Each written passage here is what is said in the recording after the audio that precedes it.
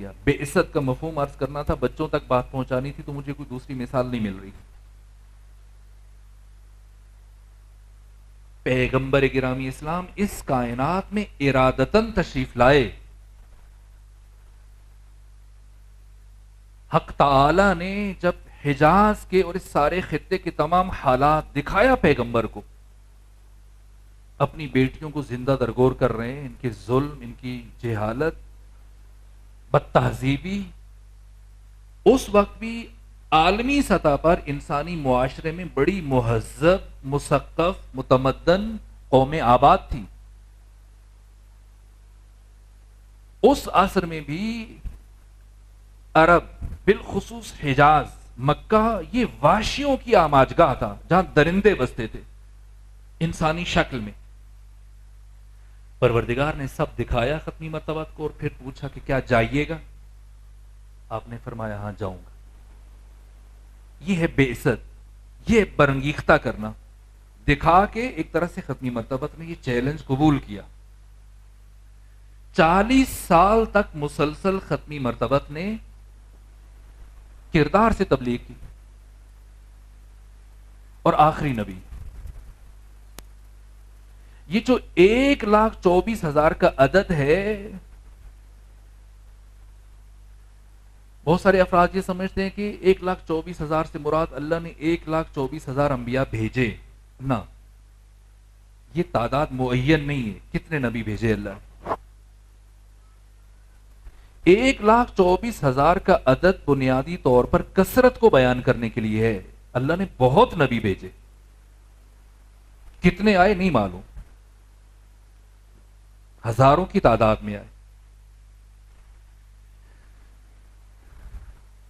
ان 1,24,000 یہ جو مرسوم ہے تعداد، ان میں سے کچھ رسول ہیں جن کی تعداد 313 ہے. باقی انبیاء رسول نہیں ہیں. اب فرض کر لیجیے اگر تعداد 1,24,000 ہی ہے تو بھی ان میں سے رسول فقط 313 ہیں، باقی صرف نبی ہیں. نبی یعنی اس کا اللہ کے ساتھ رابطہ ہے، اللہ اس کے دل پہ الہام کرتا ہے، وہی کرتا ہے، اللہ اپنا پیغام اس کے دل پہ اتارتا ہے. بے شک اس کی بیوی کو بھی نہ پتا ہو کہ اس کا خدا کے ساتھ رابطہ ہے، ماں باپ کو بھی نہ پتا ہو، بچوں کو بھی نہ پتا ہو، این ممکن ہے، نبی ہے. نبی پر تبلیغ کرنا واجب نہیں ہے. یہ فرق ہے نبی اور رسول میں. نبی اور رسول ہر دو کا اللہ کے ساتھ رابطہ ہے، دونوں پر وحی آتی ہے، لیکن نبی پر اسے آگے پہنچانا واجب نہیں ہے، اس کا اور خدا کا معاملہ ہے. رسول جو پیغام لے کر پھر آگے پہنچاتا بھی ہے. سب سے پہلے نبی جو کہ رسول بھی ہیں وہ جناب آدم ہیں، علیہ وعلی نبینا آلاف التحیۃ والثناء. جناب آدم کی نبوت کی تکمیل کے 6,155 سال کے بعد پیغمبر گرامی اسلام کی ولادت ہوئی. یعنی جناب آدم کی نبوت کے اختتام اور ختمی مرتبت کی نبوت ولادت کے درمیان 6,155 سال کا فاصلہ ہے. اور اس کے بعد یہ سلسلہ جاری رہا یہاں تک کہ شیخ الانبیاء جد رسول اللہ جناب ابراہیم کی باری آئی. نبی بھی ہیں، رسول بھی ہیں، اور اولی العزم رسول ہیں. ان 313 رسولوں میں سے 5 اولی العزم ہیں، یعنی جنہیں اللہ نے شریعت دی ہے. یہ جناب ابراہیم بھی ہیں. جناب ابراہیم پیغمبر سے 2,500 سال پہلے آئے، اور 2,500 سال پہلے جناب ابراہیم نے دنیا سے جانے سے پہلے یہ دعا مانگی، ربنا وابعث فیہم رسولا منہم یتلو علیہم آیاتک وَيُعَلِّمُهُمْ وَيُزَكِّيهِمْ. 2500 سال پہلے ابراہیم نے دعا مانگی جسے قرآن نے ذکر کیا، اور 2500 سال گزرنے کے بعد اللہ نے ابراہیم کی دعا کا جواب دیا. لیکن تھوڑا سا فرق ہے، ساتھ دیں گے تاکہ فرق محسوس کریں. دعا میں اور جواب دعا میں کیا فرق ہے؟ ابراہیم کی دعا کو اللہ نے تبدیل نہیں کیا، جو لفظ تھے ان کے انہی لفظوں میں ذکر کیا دعا کو. لیکن جواب دعا میں اللہ نے کمی نہیں کی، اضافہ نہیں کیا، ترتیب کو بدل دیا. تو یہ خود ایک پیغام ہے. اب آپ دھیان رکھیے اور ساتھ دیجئے اور میری رہنمائی کیجیے. ابراہیم نے کیا دعا مانگی؟ ربنا وابعث فیہم رسولا، اے ہمارے رب تو ان میں ایک رسول بھیج، منہم جو ان میں سے ہو، یتلو علیہم آیاتک، جو ان پر تیری آیتوں کی تلاوت کرے، وَيُعَلِّمُهُمْ، اور انہیں تعلیم دے کتاب کی اور حکمت کی، اور وَيُزَكِّيهِمْ، اور ان کا تزکیہ کرے، ان کے ناپاک نفوس کو پاک کرے. ضرورت ہے وائٹ بورڈ کی؟ یہ باتیں پہنچ رہی ہیں.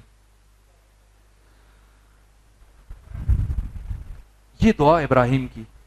اللہ نے کیا تبدیلی کی؟ کون بتائے گا؟ آپ کے وہ سارے انعامات جو اعلان ہوئے ہیں منتظمین کی طرف سے، وہ آپ کو پہنچیں گے.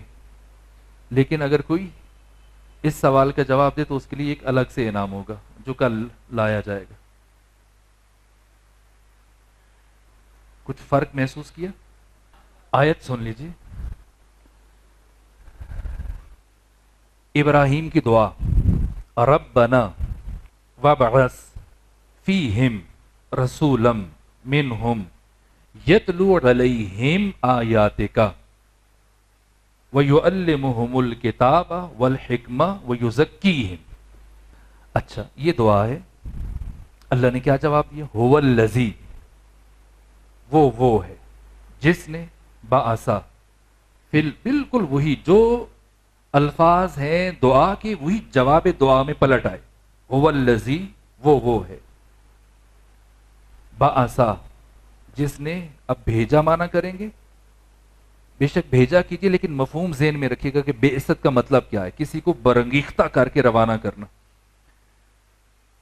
فیہم رسولا، ان میں رسول بھیجا، منہم، ان میں سے ہے، یتلو علیہم آیاتہ، جو ان پر اس کی آیتوں کی تلاوت کرتا ہے، وَيُزَكِّيهِمْ، اور ان کے ناپاک نفوس کو پاک کرتا ہے، وَيُعَلِّمُهُمْ الْكِتَابَ وَالْحِكْمَةَ، اور انہیں کتاب اور حکمت کی تعلیم دیتا ہے.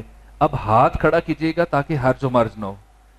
جی آپ مقدم ہیں، پہلے ہیں. ہاں تو فرق کیا ہوا؟ نہیں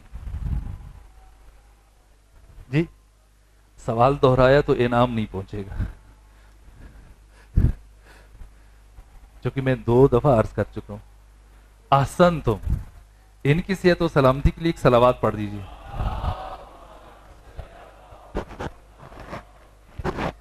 کیوں آپ کو ان کی صحت و سلامتی عزیز نہیں ہے؟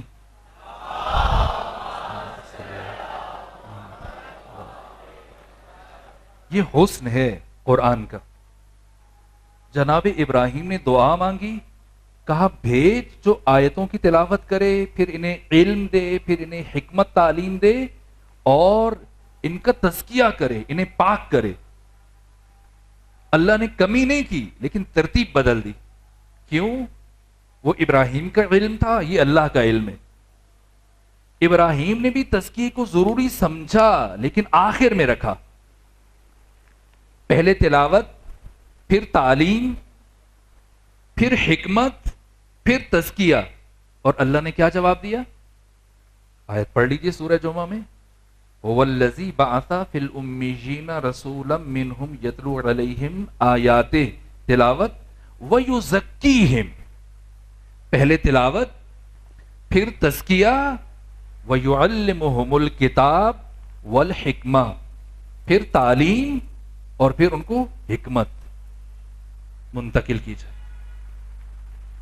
کیا فرق ہے؟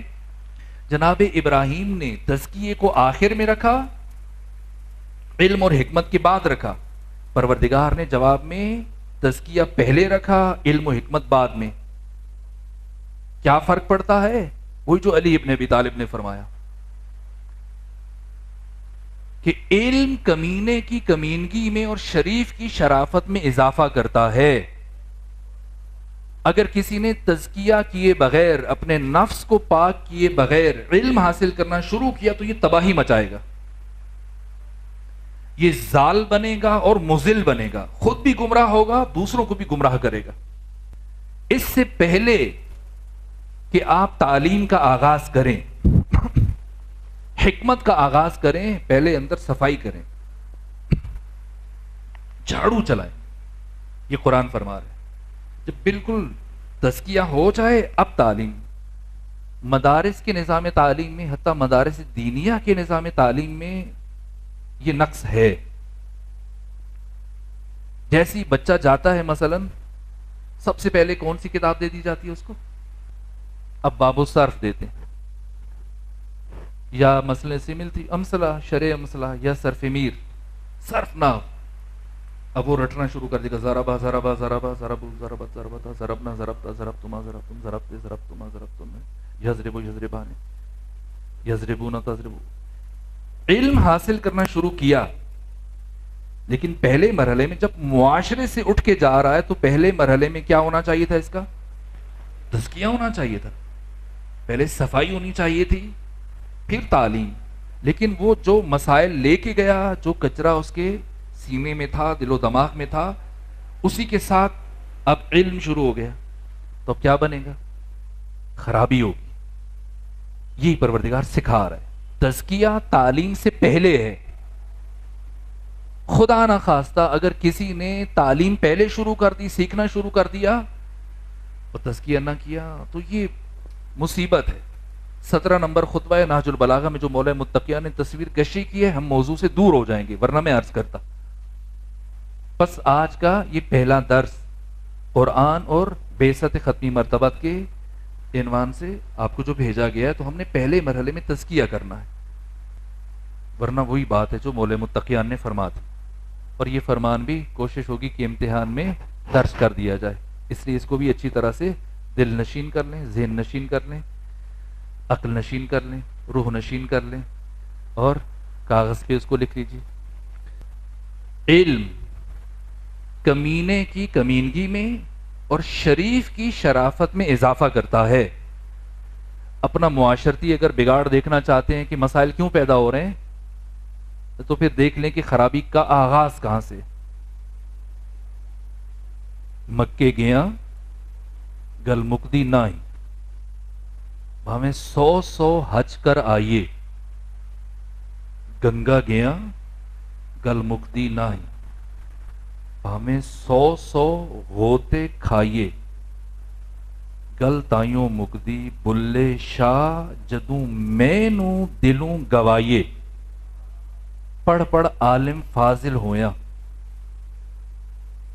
کدی اپنے آپ نو پڑھے ہی نہیں، جا جا وڑداں وچ مندر مسیتاں، کدی من اپنے وچ وڑے ہی نہیں، ایویں روز شیطان نہ لڑدا، اعوذ باللہ من الشیطان الرجیم، مرد آباد امریکہ، ٹھیک ہے، ایویں روز شیطان نہ لڑدا، کدی نفس اپنے نہ لڑے ہی نہیں، بلے شاہ اسمانی اٹھدیاں پھڑداں، جڑا گھر بیٹھا انہوں پھڑے ہی نہیں، تسبیح پھری تے دل نہ پھریا، کی لینا تسبیح ہتھ پھڑ کے، سر تے ٹوپی نیت کھوٹی، کی لینا ٹوپی سر دھر کے، دودھ لاگ بنا نہیں جمدا بولیا، ہمیں لال ہوئے کڑ کڑ کے، اس لیے تزکیہ لازم ہے، تزکیہ پہلے ہے۔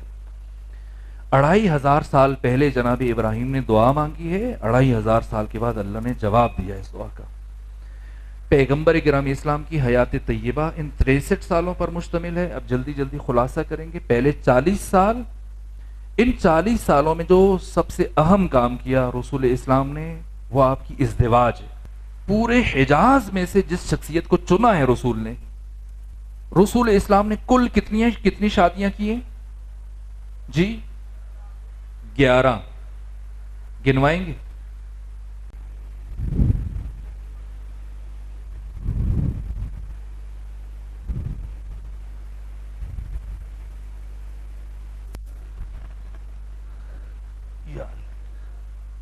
نوٹ کر لیا آپ نے؟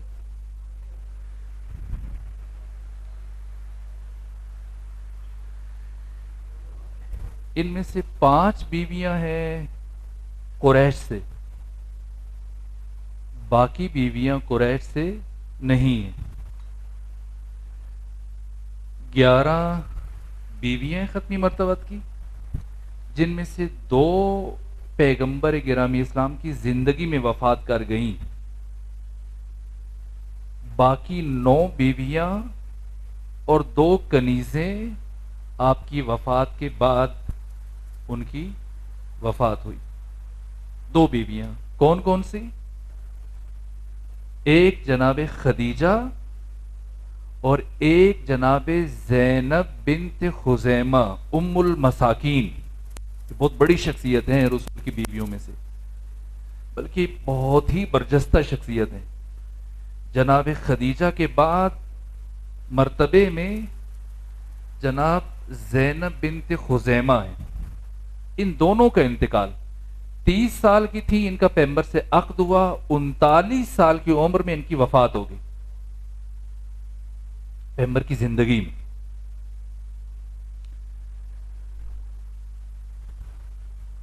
پانچ کا تعلق قریش سے، ایک عائشہ بنت ابی بکر، ایک حفصہ بنت عمر، ایک ام حبیبہ بنت ابو سفیان، ایک سودا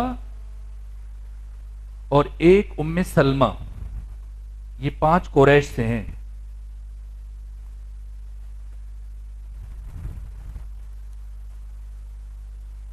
ان میں سے ام سلمہ کا درجہ تیسرے مرحلے میں ان کا درجہ ہے، بہت متقی اور زاہد خاتون تھی۔ ان کا 62 ہجری میں انتقال ہوا۔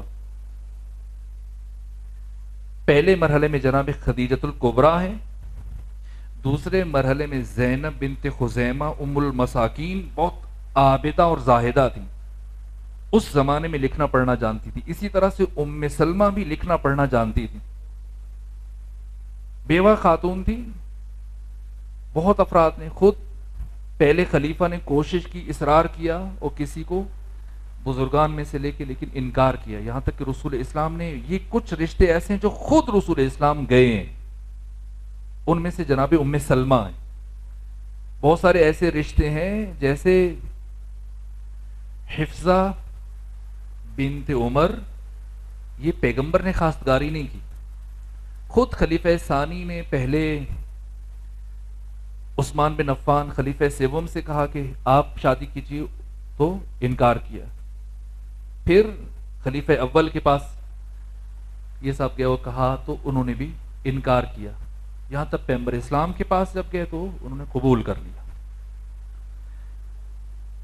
یہ اجمالی تعارف ہے، اگر آپ مزید چاہیں گے کسی شخصیت سے متعلق تو ان کے بارے میں بات کی جا سکتی ہے۔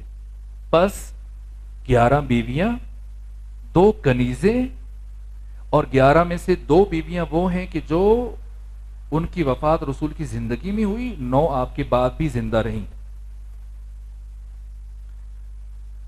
جس میں سے جو سب سے کم عمر آپ کی زوجہ ہیں عائشہ بنت ابی بکر، یہ کربلا سے 1 سال پہلے وفات ہوئی، 60 ہجری۔ اولاد ان میں سے پیغمبر کی اولاد کسی بیوی سے نہیں، کسی بیوی سے نہیں سوائے جناب خدیجہ کے۔ ایک پیغمبر کا بیٹا ہے ابراہیم، وہ کسی بیوی سے نہیں ہے، وہ کنیز سے ہے، جناب ماریا قبطیہ، یہ کنیز ہیں رسول کی۔ سب سے پہلے مرحلے میں سب سے زیادہ جو شخصیت رہی ہیں رسول اسلام کے ساتھ، دیکھیے اب جیسے مثلا آپ دیکھ لیں ام سلمہ، ان سے 47 احادیث نقل ہوئی ہیں، 47 احادیث۔ پھر حفصہ بنت عمر ہے، ان سے کل جو احادیث پہنچی ہیں یہ 60 ہیں، 60 احادیث سیاہ ستہ میں جو ذکر ہوئی اور دوسری کتب میں۔ سب سے زیادہ احادیث عائشہ بنت ابی بکر سے پہنچی ہیں، جن کی تعداد ہے 2210۔ لیکن آپ بتائیے کہ سب سے زیادہ پیغمبر گرامی اسلام کے ساتھ کون سی شخصیت رہی ہے، کون سی زوجہ؟ جناب خدیجہ۔ کتنے سال؟ 28 سال، اور اس وقت رہی ہیں جب کوئی دوسرا نہیں تھا۔ 25 سال عمر ہے پیغمبر کی، اور 53 سال تک پیغمبر کے ساتھ ہیں بلا شرکت غیرے۔ تو اب بتائیں پیغمبر کا سارا وقت کس کے ساتھ گزرتا ہے؟ گھر میں، مدینہ میں۔ پیغمبر نے جتنی بھی شادیاں کی ہیں باقی ساری مدینہ میں، 2 کنیزیں اور 10 بیویاں، یہ 12۔ پیغمبر کے یہ 10 سال، بلکہ 10 میں سے بھی کم کر دیجئے، مدینہ جاتی حضرت کی شادی نہیں ہوئی، 9.5 سال آپ تقسیم کر دیں 12 میں، کیا بچتا ہے؟ لیکن عجیب ہے، عجیب ہے کہ مثلا کسی سے 60 احادیث، کسی سے 47 احادیث، کسی سے 2210 احادیث، اور جناب خدیجہ سے جو احادیث ذکر ہوئی ہیں سیاہ ستہ میں کتنی ہیں؟ کتنی احادیث ہیں جناب خدیجہ سے؟ 3 مظلومیت ہے نا۔ 28 سال سائے کی طرح ساتھ ساتھ نہیں، گھر میں بھی رہتی تھی، باہر بھی جاتی تھی، رسول کا دفاع کرتی تھی، رسول کے ساتھ پیہم۔ دیکھیے ایک بات کی جاتی ہے کہ نماز اسلام کس نے قبول کیا، میں ایک اساسی بات آپ کی خدمت میں عرض کروں۔ اسلام قبول کرنا، کلمہ پڑھنا، یہ دوسرے مراحل ہیں۔ سب سے بڑا شرف جناب خدیجہ کا میں عرض کروں، تمام تاریخوں میں ایک اور بات عرض کر دوں، یہ جتنے بھی تواریخ ہیں، جتنی بھی تاریخی کتابیں، طبری ہے، ابن خلدون ہے، یعقوبی ہے، مروج الذہب ہے، اسد الغابہ ہے، جتنی بھی تاریخی کتابیں ہیں، یہ بات آپ اپنے ذہن میں رکھ لیجئے، ان میں سے کوئی تاریخی کتاب کسی شیعہ رائٹر نے نہیں لکھی۔ جمہور اور سواد اعظم کے علماء نے یہ ساری تاریخ کی کتب لکھی، اور سب میں یہ بات موجود ہے کہ پیغمبر کے ساتھ مسجد الحرام میں، خانہ کعبہ میں 2 شخصیتیں 40 دن مسلسل نماز پڑھتی رہیں، مسلسل۔ غور فرمائیے گا، میں پھر دوبارہ سے آپ کی سماعت کا تھوڑا سا امتحان لینے کی جسارت کر رہا ہوں۔ کون ہے خدیجہ؟ کیا شرف ہے، میں ہلکا سا اشارہ کر رہا ہوں، بے ادبی ہے کہ اگر میں ان کا ذکر کیے بغیر آگے بڑھ جاؤں۔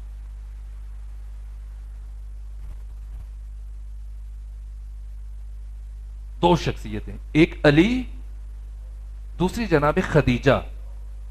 غور کیجئے، جو میں نے عرض کرنا تھا میں نے عرض کر دیا۔ شرف خدیجہ کیا ہے؟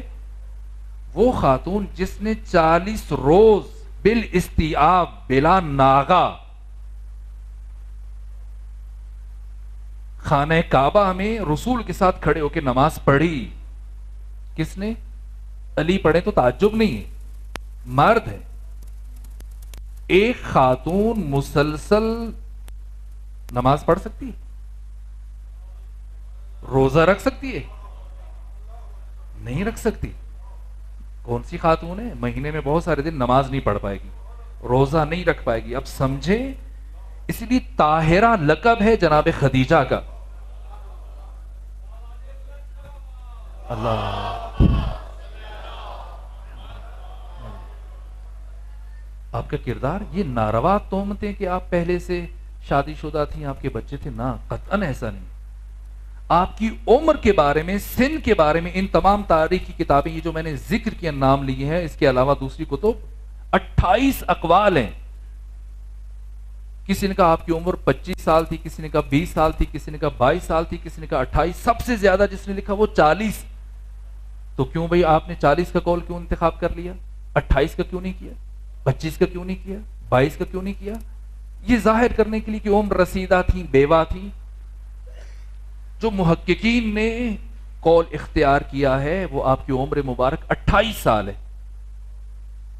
میرا موضوع جناب خدیجہ کی شخصیت نہیں ہے، لیکن یہ پہلو ناگزیر ہے. تاریخ اسلام میں جناب خدیجہ کی شخصیت کا کردار ناقابل فراموش ہے. یہاں تک کہ روز عاشور امام حسین نے جو آخری خطبہ دیا اس میں بھی جناب خدیجہ کا ذکر کیا اور شرف کیا، اپنے لیے فضیلت شمار کی کہ میں کس شخصیت کا نواسا ہوں، وہ جس کی وجود سے دین کو، اسلام کو تقویت ملی.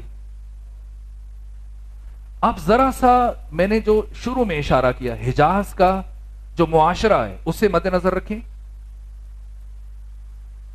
جس معاشرے میں بچیوں کو زندہ درگور کیا جا رہا ہے، اس معاشرے میں ایک خاتون اٹھے انہی مردوں کے بیچ میں، ان درندوں کے بیچ میں، ایسے واشیوں کے درمیان اٹھے اور اپنی صلاحیتوں کا لوہا منوائے. چونکہ جناب خدیجہ سے بڑی کوئی بھی تاجرہ نہیں تھی. 80,000 اونٹ جناب خدیجہ کے یمن میں جاتے تھے، حبشہ میں جاتے تھے، شام میں جاتے تھے، دوسرے مقامات پر مال تجارت لے کے. 80,000 اونٹ یعنی 80,000 گاڑیاں. اس زمانے میں کہیے 80,000 کنٹینر. پورے خطے میں آپ کی تجارت کا یہ نیٹ ورک پھیلا ہوا ہے. اور اپنے باپ خویلد سے بڑی تاجر تھی خدیجہ بنت خویلد بنت اسد. آپ کی 2 بہنیں اور تھیں اور ایک بھائی تھا. اور معروف جناب حالہ جن کی بیٹیاں لے کے آئی تھی، وہ چونکہ ان کا انتقال ہو گیا تھا، اور بعد میں کہا گیا کہ یہ جناب خدیجہ کی بیٹی. والد نے برابر حصہ دیا سب بچوں کو، جو جس کا بنتا تھا. یہ جناب خدیجہ کی صلاحیت تھی جس کا اظہار بچپن میں ہو گیا تھا. چونکہ جب بھی جناب خویلد تجارت سے واپس آتے تھے تو یہ انٹرویو لیتی تھی، پوچھتی تھی کہ کیسا رہا تجارت کا سفر، کیا لے کے گئے تھے، کتنا مال لے کے گئے تھے، کتنے میں آپ نے خریدا تھا، کتنے میں بیچا تھا، پوچھتی تھی. اور ساتھ میں پتھر کنکر اٹھا کے زمین پہ حساب کرنا شروع ہو جاتی تھی. اور جب جناب خویلد نے آپ کا یہ اشتیاق دیکھا، شوق اور رغبت دیکھی، تو آپ کے لیے چمڑا لے کے آ جاتے تھے. اور تب سے یہ سارا حساب رکھنا شروع ہو گئی. اور پھر بعد میں تجارت کے میدان میں خود ایسے کارنامے دکھائے کہ جو دوسروں کے لیے اصول اور قانون کا درجہ اختیار کر گئے. قبیلے بدل کے افراد کو ان کا چناؤ، ایک سال ایک قبیلے کو اگر دیے اونٹ تو دوسرے سال اس کو نہیں دیے، کیونکہ ظاہر ہے مسلسل اگر آپ ایک فرد کو رکھیں گے تو وہ پھر ہیرا پھیری شروع کر دے گا. اور اس نے اپنی کارکردگی بہتر دکھانے کے لیے پھر تاکہ اعتبار باقی رہے تو وہ کوشش کرتا تھا کہ ڈنڈی نہ مارے. 400 غلام اور کنیزیں تھیں جن کو ساتھ مامور کرتی تھی کہ جائے، ہر قافلے کے ساتھ اپنا ایک غلام بھیجتی تھی. سوال ہے، اور کہ تاجر نہیں تھے؟ ابو لہب بہت بڑا تاجر تھا، ابو سفیان تاجر تھا، اور بہت سارے افراد. پیغمبر گرامی اسلام نے کسی اور کا انتخاب نہیں کیا. 25-23 سال کی عمر میں پہلی مرتبہ جو جناب خدیجہ کا مال تجارت لے کر گئے وہ 23 سال کی عمر میں. اور بھی تو کتنے بڑے بڑے تاجر تھے، کسی کا نام لیا؟ چچا سے کہا کہ آپ جا کے خدیجہ سے بات کریں. میں ان کا مال لے کے جانا چاہتا ہوں. کیوں؟ دیکھیے رسول نے ایک خاتون کا انتخاب کیوں کیا؟ آج یہ مسئلہ بیان کیا جاتا ہے کہ خاتون بزنس کر سکتی ہے نہیں کر سکتی ہے، باہر نکل سکتی ہے نہیں نکل سکتی ہے، کام کر سکتی ہے نہیں کر سکتی ہے، اس کے ساتھ کام کیا جا سکتا ہے نہیں کیا جا سکتا. جناب خدیجہ تاجر ان بڑے بڑے مگرمچھوں کے درمیان اپنی صلاحیت کا لوہا منوایا، اور پیغمبر نے کس کا انتخاب کیا؟ جناب خدیجہ کا. کسی اور کا کیوں نہیں کیا؟ اور ادھر خود پیغام بھیجا. اور بہت ساروں نے خواہش کی تھی کہ ہمارے ساتھ آئیں، نہیں گئے، تاکہ قیامت تک آنے والا کوئی بھی فرد اعتراض نہ کر سکے کہ پیغمبر خود تو صادق اور امین تھے لیکن بے ایمانوں کے ساتھ مل کے کام کرتے تھے. نا چنا ہے جیسے خود صادق اور امین ہے، اسی طرح سے پاکیزہ ترین شخصیت کا انتخاب کیا. اور 2 سال تک مسلسل لے کے جاتے رہے. اب تفاصیل کی گنجائش نہیں ہے، وقت تیزی سے گزر رہا ہے.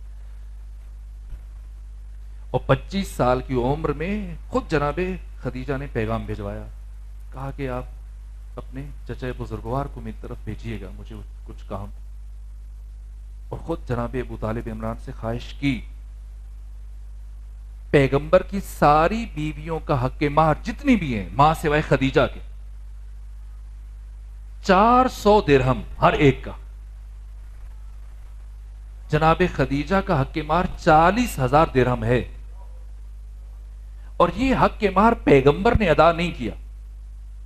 دیکھیے اس سے پہلے بڑے بڑے ابو سفیان رشتہ مانگ چکا ہے، ابو لہب رشتہ مانگ چکا ہے، سب کو رد کیا جناب خدیجہ نے.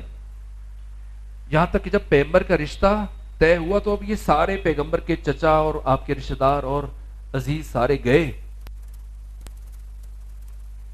وہاں پر حق مہر خود اپنے چچا زاد بھائی کو جناب خدیجہ نے دیا کہ یہ ابو طالب کو ان کے ہاتھ میں دیں کہ وہ مجھے ادا کریں.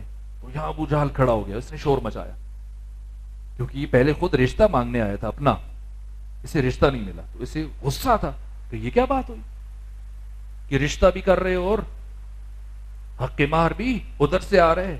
حق مہر تو مرد دیتا ہے. جہاں ابو طالب عمران کھڑے ہوئے کہا کہ خاموش ہو جاؤ، اگر رشتہ مانگنے والا تجھ جیسا ہو تو نہ اسے رشتہ دیا جائے گا اور نہ اس کا حق مہر قبول کیا جائے گا اور رسوائی اس کا مقدر بنے گی. لیکن اگر داماد محمد مصطفیٰ جیسا ہو تو اسے رشتہ بھی دیا جائے گا، حق مہر بھی خود سے ادا کیا جائے گا.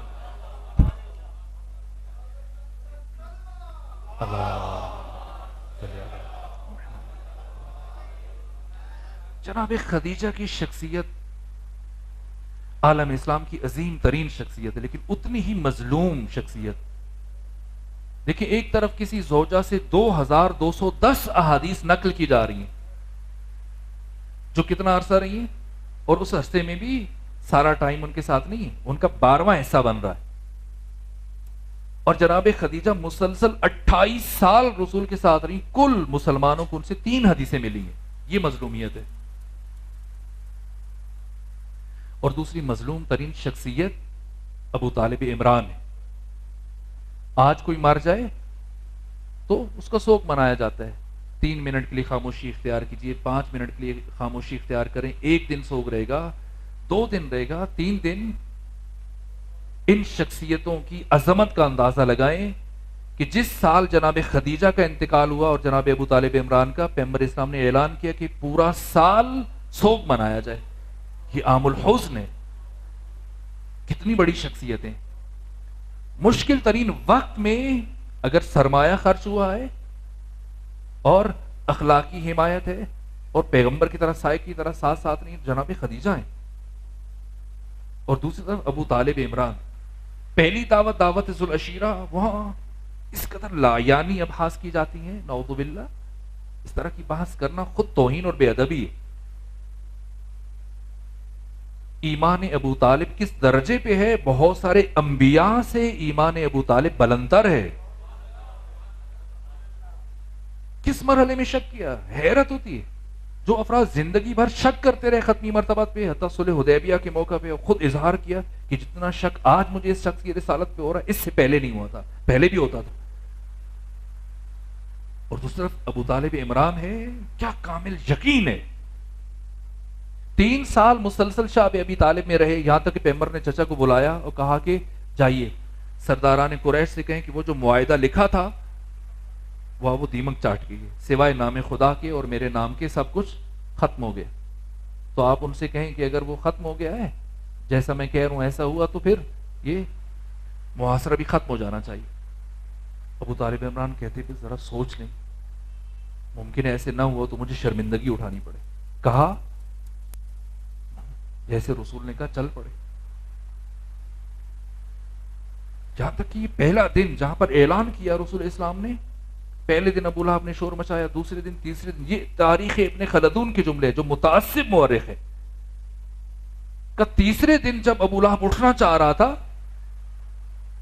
پیغمبر کی گفتگو کو خراب کرنے کے لیے، تو جناب ابو طالب عمران سارے کام چھوڑ کر پہلے سے اس کے پاس بیٹھے تھے، اور جیسے ہی اٹھنے لگا تو اپنے بازوؤں کی قوت سے اسے نیچے بٹھایا، اس کی گریبان میں ہاتھ ڈالا اور وہیں بیٹھے بیٹھے اسے نیچے کھینچ دیا کہ اب تو ابو طالب تمہیں اس وقت تک اس جگہ سے ہلنے نہیں دے گا جب تک کہ میرا بھتیجا تقریر مکمل نہ کر لے۔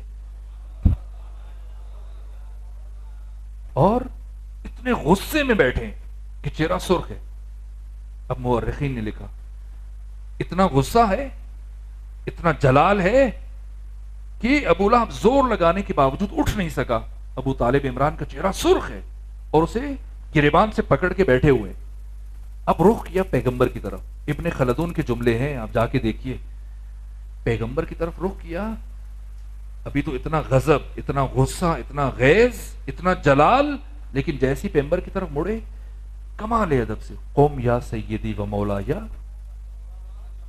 اے میرے سید، اے میرے سردار، آپ کھڑے ہو جائیے، فتکلم مما تحب، اور جو جی میں آئے کہیے، وبلغ رسالت ربک، اور اپنے رب کی رسالت کی تبلیغ کیجیے۔ اس ابو لہب کو میں نے بٹھایا ہوا ہے، تو کیا جرم ہے؟ وہ شخصیتیں کہ جنہوں نے اپنا سب کچھ قربان کر دیا، خدیجہ، ابو طالب، 3 سال مسلسل، ایک رات اگر علی شب ہجرت سوئے پیغمبر کی جگہ پہ، اس سے پہلے 3 سال پہ ہم جناب ابو طالب نے یہ قربانی دی ہے، ہر رات پیغمبر کو اٹھاتے ہیں اور پیغمبر کی جگہ کسے سلاتے ہیں؟ کیوں؟ علی کو کیوں سلا رہے ہیں؟ حفاظت کے لیے، کہ کہیں کافر آ کے، تو کسی اور کو کیوں نہیں سلایا؟ خود آپ کے کتنے بیٹے ہیں؟ علی تو سب سے چھوٹے ہیں، سب سے بڑے ہیں طالب، پھر عقیل، ان سے 10 سال چھوٹے ہیں عقیل، عقیل سے 10 سال چھوٹے ہیں جعفر، جعفر سے 10 سال چھوٹے ہیں علی ابن ابی طالب۔ 3 سال میں پیغمبر کی جگہ ابو طالب عمران نے اپنے 4 بیٹوں میں سے صرف علی کو لٹایا ہے، باقی 3 کو ایک دفعہ بھی نہیں لٹایا۔ کیوں؟ یہ بصیرت ہے ابو طالب کی، جانتے ہیں کہ معصوم کی جگہ صرف معصوم آ سکتا ہے، معصوم کی مسند پر، معصوم کی بستر پر غیر معصوم نہیں آ سکتا۔ تو جرم کیا ہے ابو طالب کا؟ کیوں آپ کی ساری خدمات کو ایک طرف رکھ دیا گیا اور آج یہاں تک گستاخی کی جاتی ہے کہ نعوذ باللہ ایمان پہ بات کی جاتی ہے؟ جرم کیا ہے؟ جناب خدیجہ کا جرم کیا ہے کہ ان کی شخصیت کو بالکل فراموش کر دیا گیا، نام نہیں لیا جاتا۔ 28 سال سائے کی طرح رسول کے ساتھ ساتھ رہی، شب و روز، کتنی حدیثیں؟ 3۔ کیوں؟ کیوں؟ ایک جرم ہے، ایک جرم ہے ابو طالب کا، ایک جرم ہے خدیجہ کا۔ ابو طالب کا جرم کیا ہے کہ وہ علی کے باپ ہیں، اور خدیجہ کا جرم یہ ہے کہ وہ فاطمہ الزہرا کی ماں ہیں، اس کے علاوہ کوئی جرم نہیں۔ بس اب ہم گفتگو کو سمیٹتے ہیں، بہت ساری چیزیں تھیں جو آج عرض کرنی تھی وہ رہ گئی اور ہماری بات اس طرف چل نکلی، لیکن اب 2 جملے تبرکن میں عرض کر دوں، چونکہ جناب خدیجہ واقعاً مظلوم شخصیت، عرب کی متمول ترین خاتون کہ اہل عرب ان کے ٹکڑوں پہ پلتے تھے، ان سے گفتگو کرنے کے لیے ترستے تھے لوگ، سفارشیں کرتے تھے، رابطے کرتے تھے کہ کسی طرح ان سے بات ہو جائے، وہ ہمیں کام پہ رکھ لیں۔ یہ خدیجہ جب دنیا سے گئی ہیں تو کفن نہیں ہے، کفن نہیں ہے، اور کتنی خوددار ہے، اپنا سب کچھ رسول پر نچھاور کر دیا، لیکن رسول سے زندگی میں کبھی کچھ نہیں مانگا، اور دنیا میں جانے سے پہلے مانگا تو کیا، وہ بھی خود نہیں مانگا، بیٹی سے کہا کہ مجھے شرم آتی ہے کہ میں تمہارے بابا سے کچھ مانگوں، آپ بابا سے کہیں کہ یہ جو ابا آپ اوڑھتے ہیں مجھے اس میں کفن دے دیں۔ بہت مظلوم شخصیت ہے جناب خدیجہ کی۔ میں صرف ایک جملہ عرض کروں، شیب ابی طالب میں آپ کی شہادت ہوئی، وفات ہوئی، یہ سختیاں جو برداشت کی، شہادت، کئی کئی دن بھوکے اور پیاسے گزر جاتے ہیں، اور آخری وقت میں شدت پیاس کے باعث، چونکہ جناب فاطمہ تو زہرا جام لے کر شیب ابی طالب میں مسلسل ایک ایک کے پاس جاتی رہی، پانی ختم ہو چکا تھا، دوسرا یا تیسرا دن تھا، پانی ختم ہے، ایک قطرہ آپ کے لیے ترستے ہوئے، وہ کہ اسلام جن کی محنتوں سے پھیلا ہے، جن کے رزق و روزی پہ آج خود ایک گھونٹ پانی نہیں ہے جناب خدیجہ کے لیے، اب وصیتیں کی، 3 وصیتیں کی ہیں رسول اسلام کو، اور میں ایک کا ذکر کروں گا۔ کہا کہ آپ سے یہ خواہش کرتی کہ میں نے زندگی میں کبھی فاطمہ کو رونے نہیں دیا، میرے بعد آپ ایک بات خود جناب فاطمہ سے بھی کہی کہ میں جا رہی ہوں، اب آپ نے ماں کی طرح اپنے بابا کا خیال رکھنا ہے، یہ جملہ جناب سیدہ سے کہا تھا، اور ایک بات پیغمبر سے کہی، 3 وصیتیں، باقی 2 پھر کبھی عرض کروں گا، ان میں سے ایک کہا کہ میری فاطمہ کا بہت خیال رکھیے گا، میں نے کبھی فاطمہ کو رونے نہیں دیا، میرے بعد فاطمہ کو کبھی رونے نہ دیجیے گا، میں فاطمہ کی آنکھ میں آنسو برداشت نہیں کر سکتی۔ جناب خدیجہ نے یہ جملہ کہا تو پیغمبر اسلام زار و قطار رونے لگے۔ جناب خدیجہ نے وجہ پوچھی کہ کیوں رو رہے ہیں؟ حضرت بتا نہ سکے، اور آپ کے سامنے 2 انگلیاں کھول دی کہ خود دیکھ لیں، اور جب جناب خدیجہ نے دیکھا تو قیامت کا منظر تھا، وہ فاطمہ کی جس کی آنکھ میں خدیجہ آنسو برداشت نہ کر سکے، اسی فاطمہ الزہرا کے دروازے کو آگ لگی ہے، اسی فاطمہ الزہرا کے ہاتھوں پہ تازیانے لگے، کتنا بڑا درد ہے، اہل بیت کی کتنی بڑی مصیبت ہے، آج امام زمانہ پردہ غیبت میں خون کے آنسو بہا رہے۔ امام زمانہ نے کیا فرمایا؟ ہر ایک نے خون کے آنسو بہائے ہیں، یہ وہ درد ہے۔ ایک روایت مختصر پڑھوں گا تاکہ آج کی ہماری جب جمع ہے تو کچھ یہ ذکر بھی ہو تو ہماری عبادت مکمل ہو جائے۔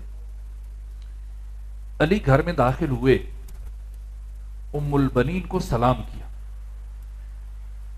ام البنین نے سلام کا جواب دیا، لیکن دیکھا مولا متقیان نے کہ ام البنین پریشانی کے عالم میں چل رہی، کبھی بھی کیا ہوا، کیوں پریشان ہے؟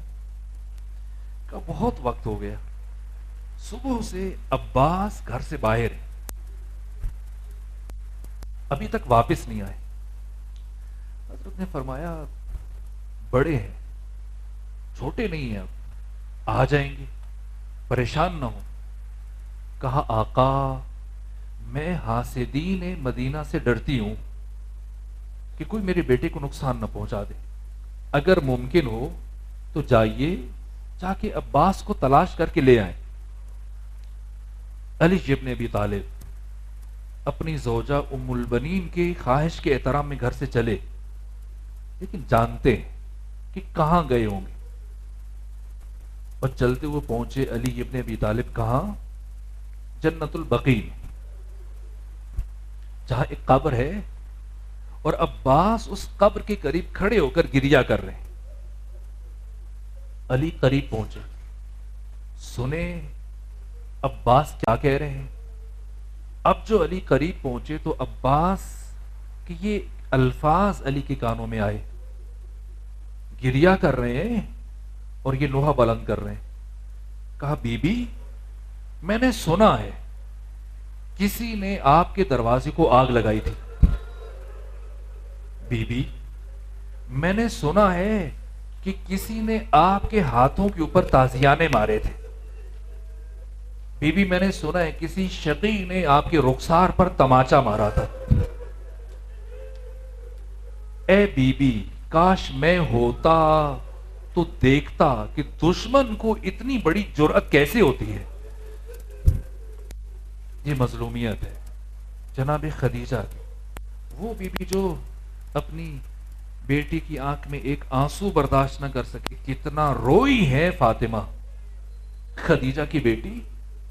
صبت علی مصائب، اتنا گریا کیا کہ اہل مدینہ شکوہ کرتے تھے کہ یا دن میں روئے یا رات میں روئے، پروردگار تجھے واسطہ ان آنسوؤں کا جو خدیجہ اور خدیجہ کی بیٹی فاطمہ الزہرا کی آنکھوں سے